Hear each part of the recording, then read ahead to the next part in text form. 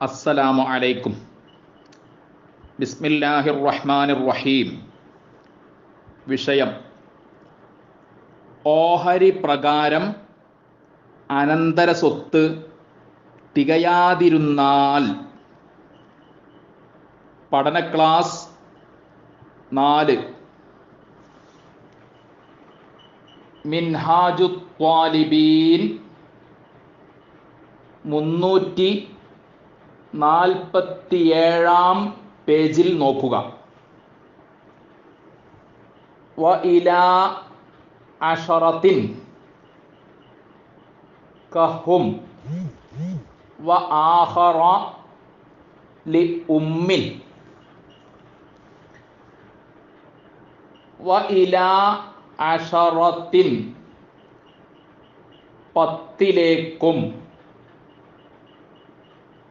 കഹും അവരെപ്പോലെ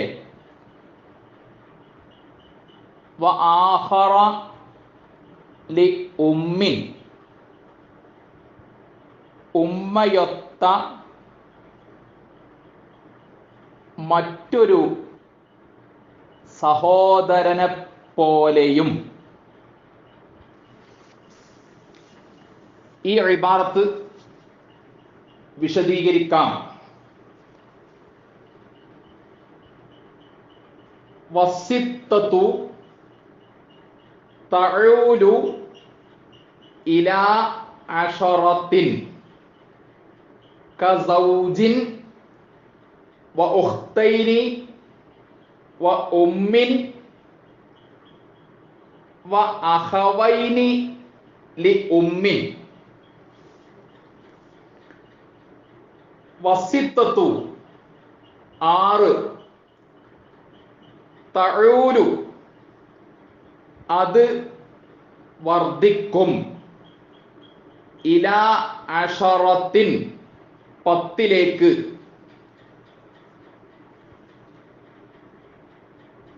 കസൗജിൻ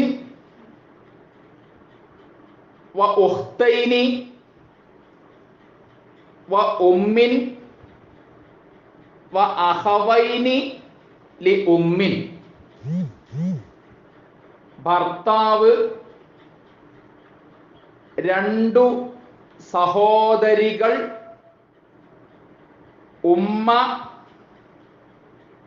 ഉമ്മയൊത്ത 2 സഹോദരന്മാർ എന്നിവരെ പോലെ.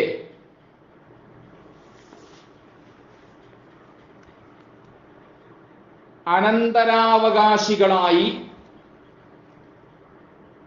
ഭർത്താവ്, മാതാപിതാക്കളൊത്ത 2 സഹോദരിമാർ അല്ലെങ്കിൽ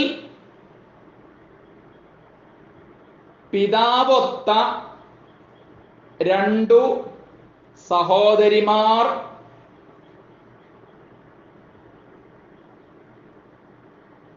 ഉമ്മ, ഉമ്മയൊത്ത 2 സഹോദരന്മാർ എന്നിവരാണുള്ളതെങ്കിൽ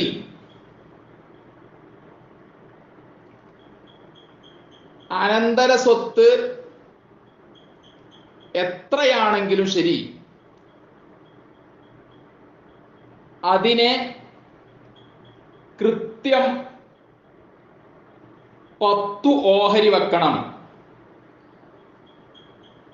എന്നാലേ ഇവർക്കെല്ലാം നീതിപൂർവം ഓഹരി ചെയ്തു കൊടുക്കാൻ സാധിക്കുകയുള്ളൂ.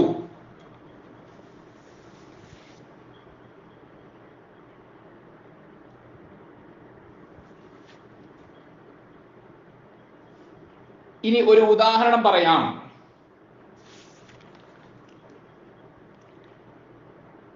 സീനത്ത് എന്ന ഒരു സ്ത്രീ മരിച്ചു. അവളുടെ ഭർത്താവ് ഉസ്മാൻ ഹാജി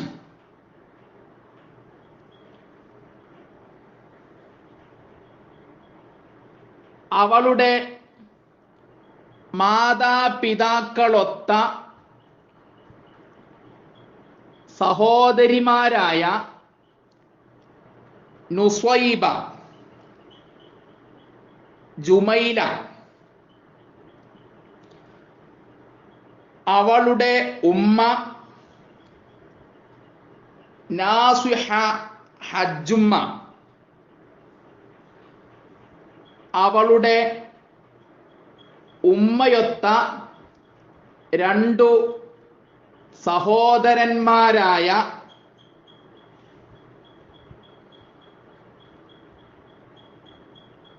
മുസമ്മിൽ,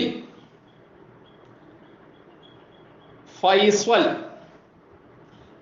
എന്നിവരാണ് അനന്തരാവകാശികളായി ഉള്ളത്.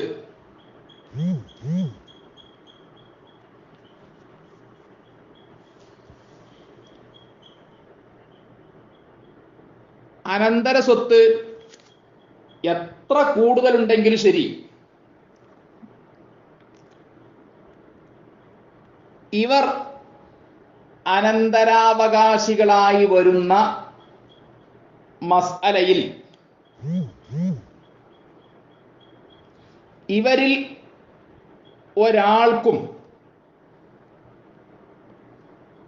നിശ്ചിത ഓഹരി അനുസരിച്ച് കൊടുക്കാൻ സാധിക്കുകയില്ല.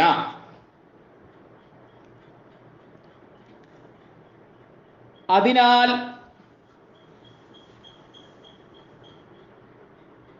ഇവരിൽ ഓരോരുത്തരുടെയും നിശ്ചിത ഓഹരിയുടെ തോതനുസരിച്ച് ഓരോ നിശ്ചിത ഓഹരിയിൽ നിന്നും നീതിപൂർവം അല്പം കുറക്കണം. അങ്ങനെ കുറച്ചാൽ ഈ നാലു വിഭാഗത്തിനും നീതിപൂർവം അനന്തര സ്വത്ത് ഓഹരി ചെയ്തു കൊടുക്കാൻ സാധിക്കും.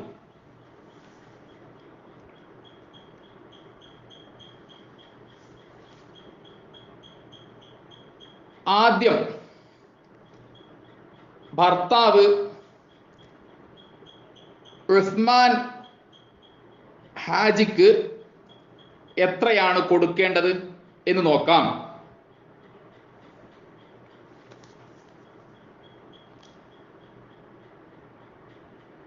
മരിച്ച സീനത്ത് എന്ന സ്ത്രീക്ക്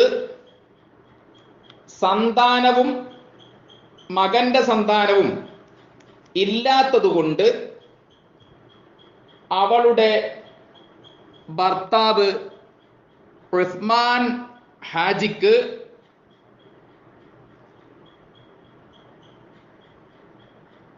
അനന്തര സ്വത്തിന്റെ പകുതിയാണ് കൊടുക്കേണ്ടത്. എന്നാൽ ഈ മസ്അലയിൽ കൃത്യം പകുതി കൊടുക്കാൻ കഴിയില്ല. അതിനാൽ അല്പം കുറച്ചു കൊടുക്കണം. അനന്തര സ്വത്ത് 10 ലക്ഷം രൂപയാണെന്ന് വിചാരിക്കുക. അതിനെ 10 ഓഹരി വെച്ചാൽ ഓരോ ഓഹരിയിലും ഓരോ ലക്ഷം രൂപയുണ്ടാകും. 10 ഓഹരികളിൽ നിന്ന് പകുതി ഓഹരികൾ ഈ ഭർത്താവിന് കൊടുക്കാൻ ഉണ്ടാവില്ല, മറ്റുള്ളവർക്കും കൊടുക്കണ്ടേ. അതിനാൽ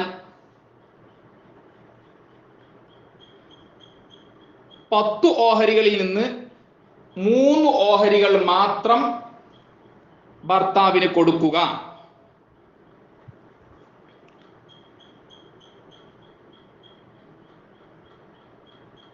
പത്തിൽ 5 കൊടുക്കാൻ കഴിയാത്തതിനാൽ 10ൽ 3 കൊടുക്കുക. 10 ലക്ഷം രൂപയിൽ നിന്ന് 3 ലക്ഷം രൂപ ഭർത്താവ് ഉസ്മാൻ ഹാജിക്ക് കൊടുക്കുക.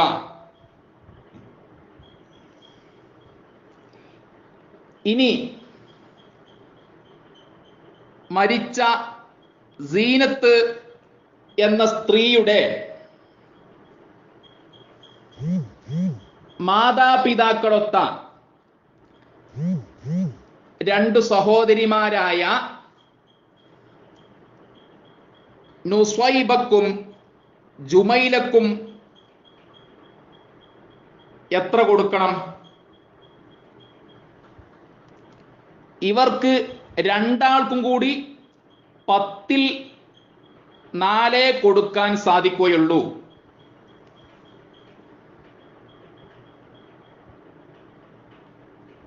പത്തിൽ 6.66 കൊടുക്കാൻ സാധിക്കുകയില്ല.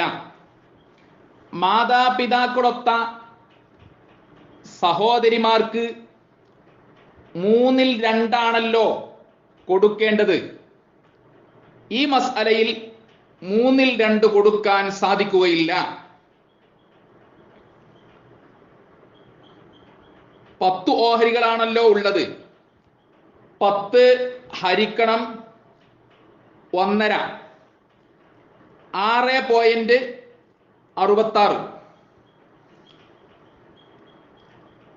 10 ഓഹരികളിൽ നിന്ന് 3ൽ 2 ഓഹരികൾ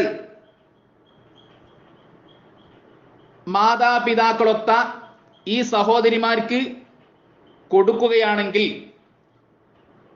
6.66 ഈ സഹോദരിമാർക്ക് കൊടുക്കേണ്ടി വരും. അത് കൊടുക്കാൻ തികയാത്തതിനാൽ 10 ഓഹരികളിൽ നിന്ന് 4 ഓഹരികൾ മാത്രം ഇവർക്ക് കൊടുക്കണം. 10 ഓഹരികളിൽ നിന്ന് 2 ഓഹരി നുസ്വൈബക്കും 2 ഓഹരി ജുമൈലക്കും കൊടുക്കുക. അനന്തര സ്വത്തായ 10 ലക്ഷം രൂപയിൽ നിന്ന് 2 ലക്ഷം രൂപ നുസ്വൈബക്കും 2 ലക്ഷം രൂപ ജുമൈലക്കും നൽകുക. ഇനി ഉമ്മക്ക് എത്രയാണ് കൊടുക്കേണ്ടത് എന്ന് നോക്കാം.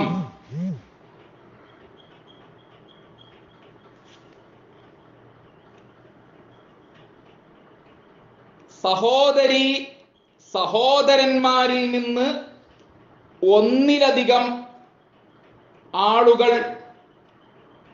ഉള്ളതുകൊണ്ട് ഉമ്മക്ക് 1/6 കൊടുക്കേണ്ടതുള്ളൂ. എന്നാൽ ഈ മസ്അലയിൽ 1/6 പോലും ഉമ്മക്ക് കൊടുക്കാൻ കഴിയില്ല.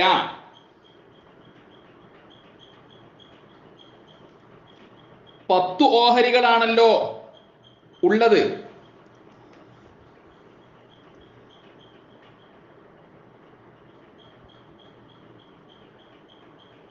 ഈ 10 ഓഹരികളെ 3 ആക്കി തിരിച്ചാൽ ഓരോ ഓഹരിയിലും 3.33 ഉണ്ടാകും. 10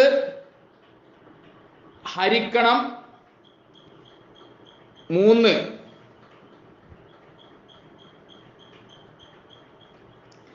10 ഹരിക്കണം 6. 10 ഹരിക്കണം 3 അല്ല, കാരണം ഉമ്മയുടെ നിശ്ചിത ഓഹരി 1/6 അതുകൊണ്ട് 10 ഹരിക്കണം 6 1.66. കൃത്യം 1/6 ഉമ്മക്ക് കൊടുക്കുകയാണെങ്കിൽ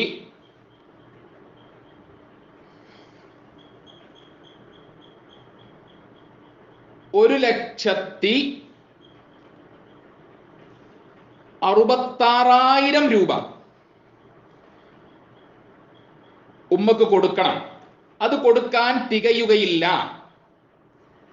അതിനാൽ 10 ഓഹരികളിൽ നിന്ന് ഒരു ഓഹരി മാത്രമാണ് ഈ മസ്അലയിൽ ഉമ്മക്ക് നൽകേണ്ടത്.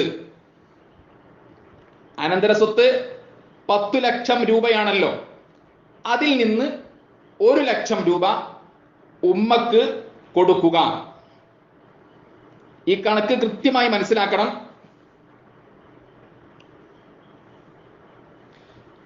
ഇനി മരിച്ച സീനത്ത് എന്ന സ്ത്രീയുടെ ഉമ്മയൊത്ത 2 സഹോദരന്മാർക്ക് എത്രയാണ് കൊടുക്കേണ്ടത് എന്ന് നോക്കാം. 1/3 അവരുടെ നിശ്ചിത ഓഹരി. എന്നാൽ അവർക്ക് 1/3 കൊടുക്കാൻ തികയുകയില്ല.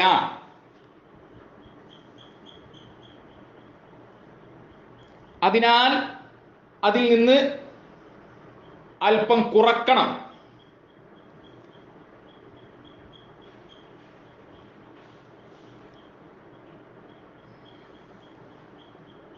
അനന്തര സ്വത്തിനെ കൃത്യം 10 ഓഹരികൾ വെച്ചല്ലോ.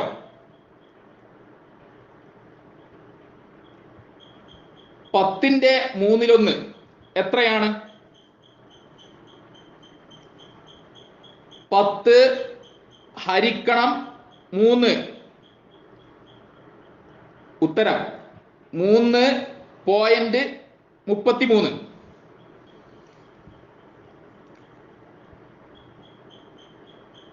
അനന്തര സ്വത്തിന്റെ 1/3 ഉമ്മയൊത്ത 2 സഹോദരന്മാർക്ക് നൽകുകയാണെങ്കിൽ 3,33,000 രൂപയുണ്ടാകും.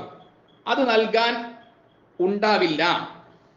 അതിനാൽ 10 ഓഹരികളിൽ നിന്ന്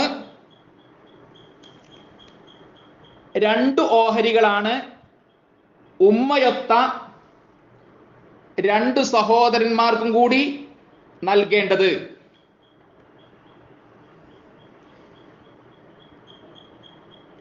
ഈ മസ്അലയിൽ ഉദാഹരണമായി അനന്തര സ്വത്ത് 10 ലക്ഷം രൂപയാണ് എന്ന് നാം പറഞ്ഞല്ലോ. ആ 10 ലക്ഷം രൂപയിൽ നിന്ന്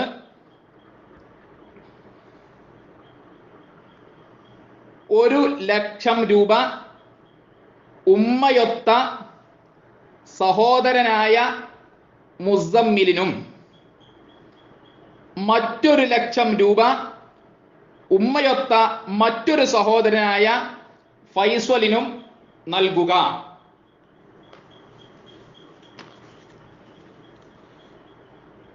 ഒന്നുകൂടി പറയാം. ഈ മസ്അലയിൽ അനന്തര സ്വത്തിനെ കൃത്യം 6 ഓഹരി വെച്ചാൽ ഇവർക്കെല്ലാവർക്കും കൂടി നീതിപൂർവം ഓഹരി ചെയ്തു കൊടുക്കാൻ സാധിക്കില്ല. അതിനാൽ ഈ മസ്അലയിൽ അനന്തര സ്വത്ത് എത്രയാണെങ്കിലും അതിനെ കൃത്യം 10 ഓഹരികൾ ആക്കണം.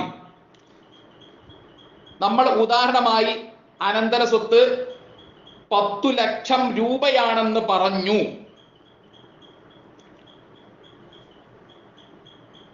ആ 10 ലക്ഷം രൂപയെ 10 ഓഹരികൾ വെച്ചു. എന്നിട്ട് 10 ഓഹരികളിൽ 3 ഓഹരി ഭർത്താവിന് കൊടുത്തു. 10 ഓഹരികളിൽ 4 ഓഹരികൾ മാതാപിതാക്കളൊത്ത 2 സഹോദരന്മാർക്ക് കൊടുത്തു. പിതാവൊത്ത 2 സഹോദരിമാരാണെങ്കിലും 10ൽ 4 ഓഹരികൾ തന്നെയാണ് കൊടുക്കേണ്ടത്. ഇവരിൽ ഓരോ സഹോദരിക്കും 2 ഓഹരി വീതം. 10 ഓഹരികളിൽ 1 ഓഹരി ഉമ്മക്ക് കൊടുത്തു. 10 ഓഹരികളിൽ ഓരോ ഓഹരി വീതം ഉമ്മയൊത്ത 2 സഹോദരന്മാർക്ക് കൊടുത്തു.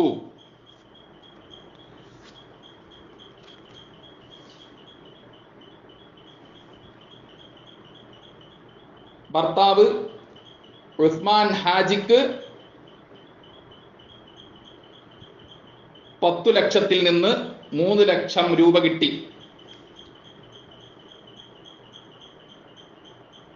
മരിച്ച സ്ത്രീയുടെ മാതാപിതാക്കളൊത്ത 2 സഹോദരിമാരായ നുസ്വൈബക്കും ജുമൈലക്കും 2 ലക്ഷം വീതം ലഭിച്ചു. മരിച്ച സ്ത്രീയുടെ ഉമ്മയായ നാസ്വിഹ ഹജ്ജുമ്മക്ക് 1 ലക്ഷം രൂപ ലഭിച്ചു. മരിച്ച സ്ത്രീയുടെ ഉമ്മയൊത്ത 2 സഹോദരന്മാരായ മുസമ്മിലിനും ഫൈസലിനും ഓരോ ലക്ഷം രൂപ ലഭിച്ചു. അനന്തര സ്വത്തായ 10 ലക്ഷം രൂപയും ഓഹരി ചെയ്തു കഴിഞ്ഞു. ഇനി നിങ്ങൾ ഈ കണക്ക് ചെയ്തു നോക്കുക. എന്നിട്ട് നിങ്ങൾക്കിത് ബോധ്യപ്പെടണം. അനന്തര സ്വത്ത് എത്രയാണെങ്കിലും ഇവർക്ക് നീതിപൂർവം ഓഹരി ചെയ്തു കൊടുക്കാൻ നിങ്ങൾക്ക് സാധിക്കണം. മറ്റൊരാളെ സഹായമില്ലാതെ ഓഹരി ചെയ്തു കൊടുക്കാൻ നിങ്ങൾക്ക് സാധിക്കണം. അങ്ങനെ സാധിക്കുന്നത് വരെ ഈ കണക്ക് ചെയ്തു നോക്കി നിങ്ങൾ പഠിക്കണം. അതിന് ഈ ഉദാഹരണം മാത്രം എടുത്താൽ പോരാ. ഈ മസ്അലയിൽ അനന്തരാവകാശികളായി ഞാൻ പറഞ്ഞ ഈ വിഭാഗത്തെ തന്നെ എടുക്കുക. പേരുകൾ നിങ്ങൾ മാറ്റിക്കൊടുക്കുക. അനന്തര സ്വത്തായി 10 ലക്ഷം രൂപ എന്നാണ് ഞാൻ പറഞ്ഞത്. അത് നിങ്ങൾ മറ്റൊരു സംഖ്യയാക്കുക, അല്ലെങ്കിൽ ഇത്ര സെന്റ് എന്നാക്കുക. എന്നിട്ട് ഞാൻ നേരത്തെ അവതരിപ്പിച്ച നിയമങ്ങൾ പാലിച്ചുകൊണ്ട് നീതിപൂർവം നിങ്ങൾ ഓഹരി ചെയ്തു കൊടുക്കുക. ചിലപ്പോൾ നിങ്ങളുടെ കണക്ക് തെറ്റാൻ സാധ്യതയുണ്ട്. അപ്പോൾ വീണ്ടും ചെയ്തു നോക്കുക. അങ്ങനെ കുറെ ചെയ്തിട്ടും ശരിയാകുന്നില്ല എങ്കിൽ നിങ്ങൾ ചോദിക്കുക, PM-ൽ അതിനെക്കുറിച്ച് ചോദിക്കുക. അപ്പോൾ കൃത്യമായി പറഞ്ഞു തരും എങ്ങനെയാണത് ചെയ്യേണ്ടത്. അനന്തര സ്വത്ത് എത്രയാണെങ്കിലും ശരി, ഇത് വളരെ കുറഞ്ഞ സമയം കൊണ്ട് നീതിപൂർവം ഓഹരി ചെയ്തു കൊടുക്കാൻ സാധിക്കും. ആ രീതി എങ്ങനെയാണെന്ന് കൃത്യമായി പഠിച്ചു വെക്കുകയാണ് വേണ്ടത്. ഇത് വളരെയധികം മഹത്വമുള്ള ഒരു ഇൽമാണ്. ഇത് കഠിനാധ്വാനം ചെയ്ത് പഠിച്ചാൽ വലിയ പ്രതിഫലം ലഭിക്കും. ഇതിലൂടെ വലിയ നന്മകൾ ലഭിക്കും. അല്ലാഹു തആല നമുക്ക് ഇഹലോകത്തും പരലോകത്തും വലിയ വിജയം നൽകട്ടെ. ആമീൻ യാ റബ്ബൽ ആലമീൻ. അസ്സലാമു അലൈക്കും.